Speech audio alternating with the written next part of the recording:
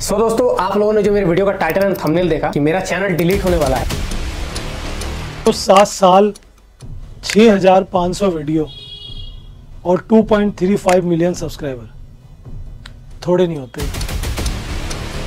Channel था जिसमें 6.5 लाख लोगों के सब्सक्राइबर थे, वो चैनल जो है वो डिलीट होने के कगार पर है।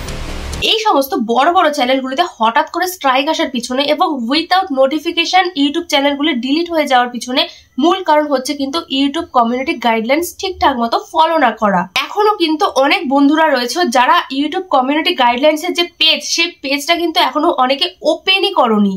অ্যাকচুয়ালি ইউটিউব গাইডলাইন্সের কিন্তু এত বড় একটা লম্বা লিস্ট রয়েছে এবং প্রত্যেকটা পলিসির কিন্তু বেশ কিছু সাব পলিসিও রয়েছে। তো আজ যদি আমি তোমাদের সাথে পুরো লিস্ট যদি শেয়ার করতে চাই, পুরো লিস্ট যদি তোমাদের সাথে আলোচনা করতে চাই, একদিনে ওটা কভার করা সম্ভব হয়ে উঠবে না।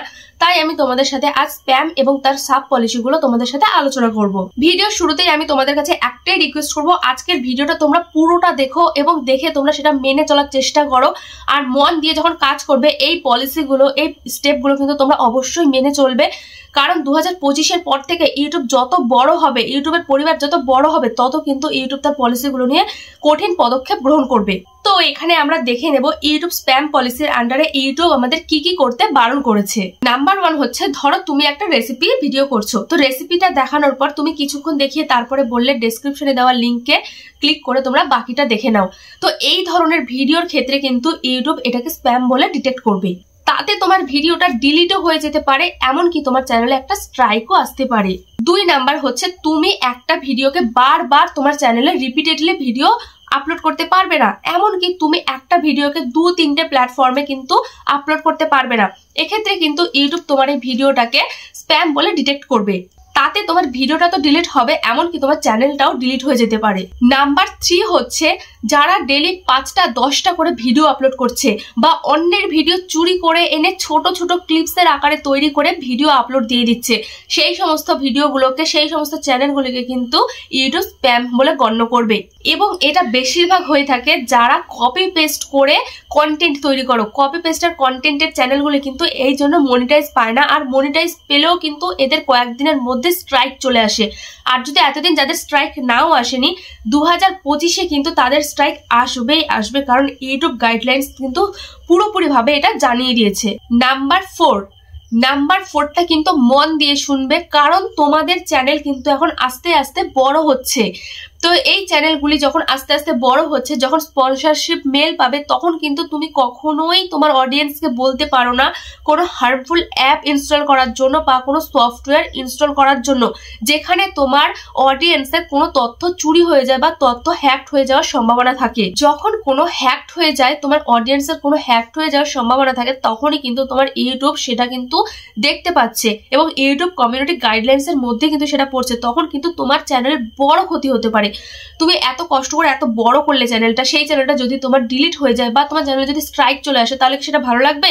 তখন কিন্তু ইউটিউব ওই ভিডিওটাকে স্প্যাম হিসেবে গণ্য করবে।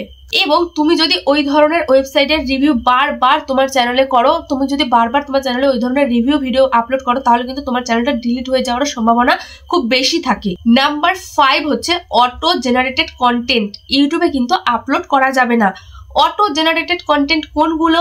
অটো জেনারেটেড কন্টেন্ট হচ্ছে যেটা সম্পূর্ণ এআই দ্বারা তৈরি, যেখানে কোনো হিউম্যান থাকবে না, যেখানে কোনো ছবি, কোনো কিছু তোমার নিজস্ব কিছু থাকবে না, সমস্ত কিছুটাই এআই দ্বারা এডিটিং করা হবে। সেই ভিডিও কিন্তু ইউটিউবে তুমি আপলোড করতে পারবে না, তাহলে কিন্তু ইউটিউব সেটাকে স্প্যাম হিসেবে ডিটেক্ট করবে।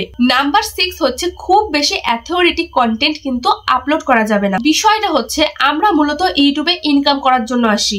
আমরা প্রায় মানুষ এমনি বলে থাকি যে আমরা শখে করি, কিন্তু না, আমরা কিন্তু সবাই ইউটিউবে ইনকামের জন্য আসি এবং আমরা অ্যাডসেন্সের সাথে সাথে কিন্তু আমরা স্পন্সরশিপ গুলো কিন্তু আমরা গ্রহণ করি। কিন্তু তার পরিবর্তে আমরা কিন্তু কিছু না কিছু প্রোভাইড করে থাকি। তার মধ্যে যেমন ধরো এডুকেশন বা কোনো কিছুর ইনফরমেশন আমরা কিন্তু প্রোভাইড করে থাকি। তো আমরা যেই কন্টেন্ট নিয়ে ইউটিউব শুরু করেছিলাম, যে কন্টেন্ট নিয়ে আমরা ইউটিউবে ভিডিও দেবো বলে শুরু করেছিলাম, যেটা আমরা সবার কাছে শেয়ার করবো, তো সেটা বন্ধ করে যদি আমরা স্পন্সরশিপের ভিডিও বারবার আমাদের চ্যানেলে আপলোড করতে থাকি, তখন কিন্তু ইউটিউব এটাকে স্প্যাম হিসেবে ডিটেক্ট করবে। তাই তোমরা এই স্প্যামের হাত থেকে বাঁচতে চাইলে তোমাদের চ্যানেল যখন বড় হবে, তোমরা মাসে একটা করে স্পন্সরশিপ ভিডিও করো আর আর তোমরা সম্পূর্ণ তোমাদের অরিজিনাল কন্টেন্ট, যেই কন্টেন্টে তোমাদের ইউটিউব চ্যানেলটা রয়েছে সেই কন্টেন্টের ভিডিও তোমরা আপলোড করো, আর মাসে একটা করে তোমরা স্পন্সরশিপ গ্রহণ করতে পারো এবং সেই নিয়ে তোমরা ভিডিও আপলোড করতে পারো। তাহলে কিন্তু তোমার চ্যানেলটাও বেঁচে গেল এবং তুমি ইউটিউবের সমস্ত রুলসও তোমরা ফলো করতে পারবে। নাম্বার 7 হচ্ছে, তুমি যদি কন্টিনিউ তোমার চ্যানেলে অন্যের ভিডিও আপলোড করতেই থাকো তখন কিন্তু ইউটিউব এটাকে স্প্যাম হিসেবে ডিটেক্ট করবে এবং এই স্প্যামের আন্ডারে যখন এই ভিডিওটা পড়ে যাবে সেই ভিডিওগুলো কিন্তু ইডিএস এর আন্ডারেও পড়ে যাবে।